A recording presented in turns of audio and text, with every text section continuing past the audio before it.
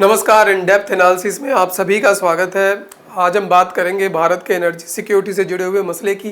किस तरीके से भारत आने वाले समय में ग्रीन एनर्जी के तौर पर अपने आप को आत्मनिर्भर बनाना चाहता है और किस तरीके से भारत के दो प्यारे जो दोस्त हैं चीन और पाकिस्तान, वो उसको जियोपॉलिटिक्स में उलझाकर एक प्रॉक्सी वॉर करके उसको परेशान कर रहे हैं, उसके रिसोर्सेज को यूज़ करने से रोक रहे हैं। पूरी कहानी को समझते हैं।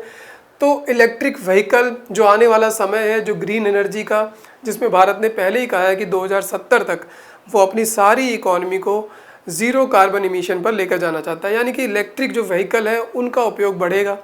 इलेक्ट्रिक व्हीकल में सबसे ज़्यादा जो यूज़ होता है वो लिथियम यूज़ होता है। उसके साथ साथ वो एनर्जी स्टोरेज के डिवाइसेस में यूज़ होता है, सोलर पैनल में भी यूज़ हो जाता है, इलेक्ट्रॉनिक डिवाइसेस में यूज़ होता है।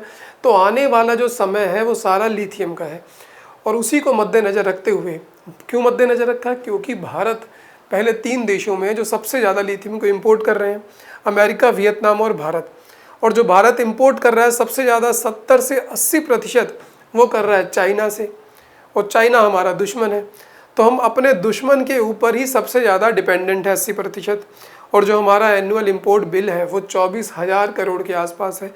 तो हम अपने दोस्त से सामान भी खरीद रहे हैं, अपने दोस्त को पैसा भी दे रहे हैं और उस पैसे को वो अपनी इंफ्रास्ट्रक्चर में लगा रहा है, अपनी मिलिट्री में लगा रहा है, और फिर हम पे ही आकर एक प्रॉक्सी वार में मदद कर रहा है पाकिस्तान की, या खुद भी LAC पे हमारे साथ उलझा रहता है।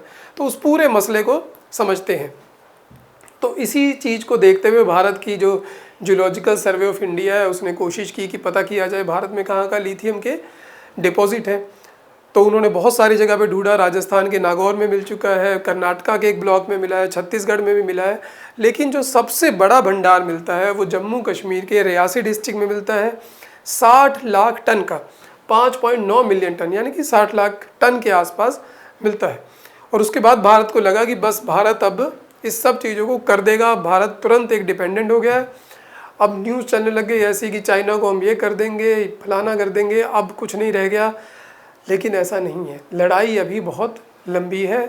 क्यों लंबी है उस सारे मसले को भी समझते हो। तो केवल जो भंडार मिल जाने से कुछ नहीं होगा। तो अगर ओवरऑल देखें कि भारत की जो पोजीशन है, सफ़ेद सोना जिसे कहा जाता है लिथियम को, सफ़ेद सोने में भारत की क्या पोजीशन है, तो लगभग भारत की पोजीशन 7वें नंबर पर है, 5.9 मिलियन टन। तो सबसे ज़्यादा जो पाया जाता है वो बोलीविया, अर्जेंटीना में, उसके साथ चिली में है, जिसे कहा जाता है एक लिथियम ट्रायंगल। जो लिथियम ट्रायंगल है ये साउथ अमेरिका के इन तीनों देशों में है। और यहाँ पर 56% से अधिक जो पूरा डिपॉजिट है पूरे विश्व में जो अभी तक पाया गया है वो यहाँ पर है। और वहीं पर 8% के आसपास जो है वो चीन में है। लेकिन इसके उलट चीन खिलाड़ी बहुत बड़ा है। चीन ने क्या कर रखा है, चीन के पास रिसोर्सेज जो डिपॉजिट है वो 8% है, लेकिन जो रिफाइनिंग कर रहा है, वो जो माइनिंग के बाद एक्सप्लोर करके उसको रिफाइन करना है, उससे बैटरी बनानी है, उसको यूजेज में लेके आना है, वो चाइना के पास टेक्निक है सारी। तो 50% के आसपास देखिए पूरे विश्व में सबसे ज़्यादा कहाँ पर काम हो रहा है उसके ऊपर, चाइना में। तो 50% रिफाइनिंग चाइना कर रहा है, उसके पास ओवरऑल रिसोर्स 8% है। यही कारण है कि भारत को चाइना के ऊपर सबसे ज़्यादा डिपेंडेंट होना पड़ रहा है। तो बात यह है कि कुल मिला के चाइना की एक पूरी मोनोपोली है इस लिथियम इंडस्ट्री के ऊपर, और चाइना हमारा दोस्त नहीं है। तो कहानी सिर्फ यहीं से शुरू होती है। और उसके बाद देखते हैं भारत से बचने के लिए क्या कर रहा है। डिपेंडेंसी को बचने के लिए वो अर्जेंटीना के साथ कोशिश कर रहा है कि वहाँ पर एक जॉइंट वेंचर बना के वहाँ पे एक्सप्लोर करे और अपने आप को इंपोर्ट करे और वहाँ से रिफाइनिंग की टेक्नोलॉजी भी सीखे, क्योंकि भारत के पास अभी टेक्नोलॉजी भी नहीं है। तो भारत वहाँ से टेक्नोलॉजी सीखे। ये ऐसा हो गया कि जैसे पिछली शताब्दी में जब तेल मिलता है इन वेस्टर्न एशियन कंट्रीज़ में सारी में, तो उनको तेल यूज़ करना तो आता नहीं था, उनको केवल तेल मिला था। वही काम हमारे साथ हो रहा है। हमें लिथियम मिल गया है, हमें उसका यूजेज ही नहीं आता है अभी। वही हमारे लिए सबसे बड़ी मुश्किल है। और उसके साथ जियोपॉलिटिक्स। तो भारत ऑस्ट्रेलिया के साथ, अर्जेंटीना के साथ कोशिश कर रहा है कि हमारे जो इम्पोर्ट है वो डाइवर्सीफाई हो, थोड़ी सी जो डिपेंडेंसी है चाइना के ऊपर कम हो। तो रियासी डिस्ट्रिक्ट में मिलता है। तो रियासी डिस्ट्रिक्ट में जियोलॉजिकल सर्वे ऑफ इंडिया ने पहले भी पता लगाया था 1999 में कि यहाँ पर लिथियम रिजर्व हो सकते हैं, लेकिन तब समय दूसरा था, रिक्वायरमेंट कम थी। Green energy, lithium energy, electric vehicle, इस तरह की चीज़ों का दौर ही नहीं था। सुन के ही लगता था कि ऐसा पॉसिबल ही नहीं हो सकता। लेकिन अब उसकी रिक्वायरमेंट हुई तो उन्होंने जब इंपोर्ट बढ़ा तो उसके ऊपर ध्यान दिया। लेकिन अभी भी जो भारत की मुश्किलें वो कम नहीं। भारत के पास 3 बड़े चैलेंजेस हैं। एक तो इकोनॉमिकली है कि भारत के पास इकोनॉमिक और टेक्नोलॉजी दोनों तरीके से भारत वायबल ही नहीं है कि उसको यूज़ कर सके। तो देखिए भारत के पास क्या प्रॉब्लम है, भारत को उसको एक्सट्रैक्ट करने में, प्रोसेस करने में, और यहाँ तक कि एक्सपर्टीज़ ही नहीं है हमारे पास लिथियम एक्सट्रैक्शन में, शॉर्टेज है प्रोसेसिंग यूनिट की हमारे पास। और उसके बाद दूसरा जो बड़ा कारण है वो इकोलॉजिकल है, इन्वायरमेंटल है। तो पोटेंशियल इम्पैक्ट है जो लोकल इकोलॉजी पे, इन्वायरमेंट पे, वो भी है 2 कारण। तीसरा जियोपॉलिटिक्स, जो सबसे बड़ा कारण, इन दोनों को हम पार पा सकते हैं लेकिन जियोपॉलिटिक्स, तो जो हमारे पास जो टेक्नोलॉजी है वो बिल्कुल पिछड़ी हुई है, हम नहीं जानते। क्योंकि जियोलॉजिकल सर्वे ऑफ इंडिया भी यही कह रहा है कि हमारी जो स्टेज है एक्सप्लोरेशन की, अभी हम G3 स्टेज पे हैं। G4 स्टेज में क्या होता है, पहले रिकनेसेंस किया जाता है कि कहाँ पर हो सकता है, वो पता लगाया गया। फिर G3 स्टेज में थोड़ा सा पक्का हो जाता है कि भाई ये लिथियम ही है। उसी स्टेज पर हम अभी हैं रियासी डिस्ट्रिक्ट में। तो जो G4 स्टेज है रिकनेसेंस की थी, G3 थी प्रोस्पेक्टिंग स्टेज थी, कि यहाँ पर है एक प्रीलिमिनरी स्टेज है कि मिल गया है।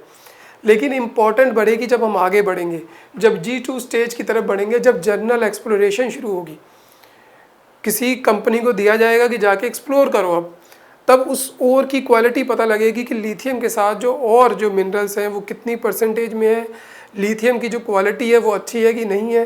तभी हम सोचेंगे कि हम आगे बढ़ सकते हैं कि नहीं। फिर आएगी G1 स्टेज, डिटेल्ड एक्सप्लोरेशन, जहाँ पर वो काम शुरू करेंगे एक्सप्लोरेशन का, फिर वो रिफाइनिंग में जाएगा। तो अगर एक एवरेज साल भी लें G3 से G1 पहुँचने में, तो कहा जाता है 7 से 10 साल आराम से लग जाते हैं, अगर सब कुछ नॉर्मल चले। और नॉर्मल भारत की स्टेज में, भारत की इस जियोपॉलिटिक्स में चल नहीं रहा है, तो भारत के लिए मुश्किलें बहुत अधिक हैं। उसके बाद आते हैं एनवायरमेंटल कंसर्न पे। जिस जोन में ये मिला है वो हिमालयन जोन है। हिमालयन जोन एक सेस्मिक जोन है, यानी कि यहाँ पर भूकंप आते हैं। और जो रियासी डिस्ट्रिक्ट है वो जोन जो 4 है उसमें आता है। तो जोन 5 सबसे सीवियर होता है, जोन 4 उससे नीचे वाला, लेकिन दोनों ही अर्थक्वेक जोन में आते हैं। यानी कि वहाँ पर माइनिंग करना, उस पूरे सिस्टम को छेड़ना, इको सेंसिटिव जोन को खतरे से खाली नहीं है।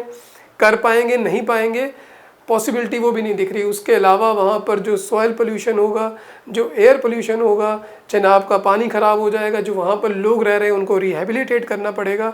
तो भारत के लिए मुश्किलें बहुत है रियासी डिस्ट्रिक्ट में लिथियम को माइन करने में, एक्सप्लोर करने में और रिफ़ाइन करने में, ताकि उसे वो अपनी ईवी जो उसका प्रोजेक्ट है उसमें लगा सके।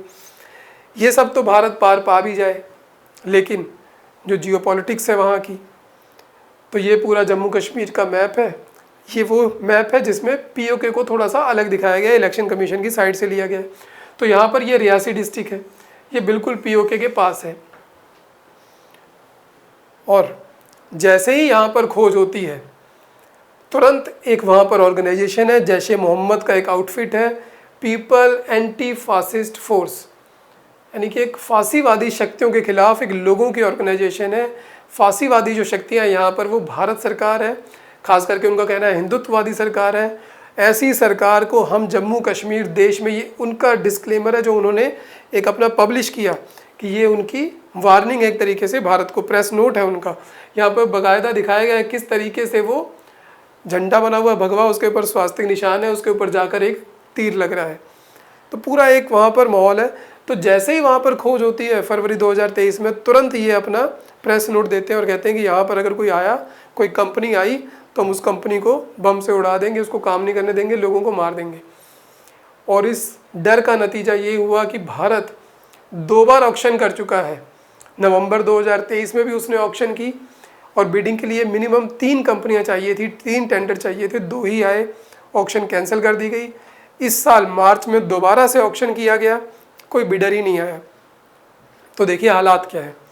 हमने लिथियम तो खोज लिया है, हमारे पास लिथियम की टेक्नोलॉजी भी नहीं है, और जिस जोन में है वो इन्वायरमेंटल कंसर्न है, इको सेंसिटिव जोन है। तीसरा वहाँ पर जियोपॉलिटिक्स, कि वहाँ पर वो किसी को आने ही नहीं देना चाहते। तो अब ऐसा लग रहा है कि सरकार कोशिश करेगी शायद किसी सरकारी कंपनी को बिना ऑक्शन के दे दिया जाए, ताकि वो कम से कम जाके G3 स्टेज को शुरू तो करे, एक वहाँ पे एक्सप्लोरेशन शुरू करे कि आखिर वहाँ पर और है कैसा, ताकि भारत आगे अपनी प्लानिंग कर सके। तो अब यहाँ पर तमाम तरीके के एलिगेशन लग रहे हैं। सेकंड जब ऑक्शन फेल हुई तो उसके बाद ऑपोजिशन, कांग्रेस, इनका कहना है कि मोदी गवर्नमेंट का फेलियर है वहाँ पर। 370 के बाद वहाँ पर सिक्योरिटी सेफ्टी कुछ भी नहीं हुई है। अगर हुई होती तो वहाँ पर टेंडर करने के लिए कंपनियाँ आती, लेकिन ऐसा नहीं हुआ है। इसका मतलब सरकार पूरी तरीके से फेल हो गई है। इसीलिए वहाँ पर इलेक्शन की मांग भी उठ रही थी और इसीलिए वहाँ पर अब इलेक्शन कमीशन ने कह भी दिया है कि वहाँ पर इलेक्शन कराया जाएगा। सुप्रीम कोर्ट ने पहले ही कहा था कि 30 सितंबर से पहले वहाँ पर इलेक्शन हो जाने चाहिए। तो कुल मिला के सिचुएशन है बहुत ख़राब। और इन चीज़ों को भांपते हुए यूनियन गवर्नमेंट ने जो इस बार बजट दिया है उसमें उन्होंने जो लिथियम पर इम्पोर्ट ड्यूटी है उसको ज़ीरो कर दिया है। इसका मतलब भारत समझ रहा है कि हमें अभी कई सालों तक इम्पोर्ट ही करना पड़ेगा, तो एटलीस्ट इम्पोर्ट ड्यूटी को कम कर दिया जाए ताकि जो ईवी व्हीकल को बढ़ावा देना है उसको तो हम आगे बढ़ा सकें, भले ही किसी से इम्पोर्ट करके करें, लेकिन जो अपने टारगेट हैं, जो इमिशन के टारगेट हैं, उनको पूरा करना ज़रूरी हो गया है। और ये सारी चीज़ें इतनी मुश्किल है वहाँ पर। उसके बाद अब आखिरी बार चला है चाइना और पाकिस्तान ने, पाकिस्तान की मिलिट्री ने, पाकिस्तान की नई सरकार ने, चाइना ने, हो सकता है यूएस का भी रोल हो, लेकिन इन दोनों का तो क्लियर है। वहाँ पर हमले बढ़ा दिए गए और हमले भी कहाँ बढ़ाए गए, जम्मू रीजन में। और सबसे पहला जो अटैक होता है 9 जून को जो तीर्थ यात्रियों के ऊपर, वो भी रियासी डिस्ट्रिक्ट में होता है। तो देखिए रियासी डिस्ट्रिक्ट किस तरीके से अब जियो पॉलिटिक्स में बिल्कुल सेंटर पे आ गया है। सारी निगाहें रियासी डिस्ट्रिक्ट पे आ गई हैं चाइना और पाकिस्तान की। और उसके बाद आसपास के जितने भी क्षेत्र हैं वहाँ पर जम्मू में लगातार अटैक हो रहे हैं। हमने उसके ऊपर भी वीडियो किया था किस तरीके से जो 600 उनके स्पेशल जो कमांडो हैं वो भारत में आ चुके हैं। जम्मू क्षेत्र में कारगिल 2 को अंजाम देने की कोशिश है, तमाम तरीके की अटकलें लगाई जा रही हैं। ये सब कुछ जो हो रहा है ये ऐसे ही नहीं हो रहा है, ये भारत को एनर्जी सिक्योरिटी में सेल्फ सस्टेन होने से रोकने की तरफ एक बहुत बड़ी उनकी साजिश है, कदम है। क्योंकि अगर भारत इन चीज़ों में सेल्फ सस्टेन करता है, आत्मनिर्भर बनता है, तो चाइना का इंपोर्ट बिल तो कम होगा ही। भारत भी एक शक्तिशाली राज्य के तौर पर उभरेगा जो ना पाकिस्तान को पसंद है, जो ना चाइना को पसंद है। जो भारत की एनर्जी सिक्योरिटी है, जो उसका सारा बेस है, वो लिथियम के ऊपर है। लिथियम रियासी डिस्ट्रिक्ट में है, रियासी डिस्ट्रिक्ट जम्मू कश्मीर में है। जम्मू कश्मीर को पाकिस्तान और चाइना डिस्प्यूटेड टेरिटरी मानते हैं और वहाँ पर टेररिज्म का बोलबाला है और उस टेररिज्म को बढ़ा दिया गया है। तो भारत की सारी आत्मनिर्भरता अभी धरी की धरी ही रह गई है, ऐसा दिखाई दे रहा है। सिचुएशन बहुत गंभीर है। देखते हैं आने वाले समय में इलेक्शन के बाद भारत सरकार इन चीज़ों को कैसे हैंडल करती है, किस तरीके से वहाँ पर माइनिंग हो पाती है, किस तरीके से हम रिफाइनिंग की टेक्नोलॉजी को सीखते हैं, एक्सपर्टीज़ हासिल करते हैं और अपने आप को आत्मनिर्भर बनाते हैं, ग्रीन एनर्जी की तरफ बढ़ते हैं। तो आज के वीडियो में इतना ही। शेयर, लाइक, कमेंट ज़रूर करें। मिलेंगे अगले वीडियो में, तब तक धन्यवाद।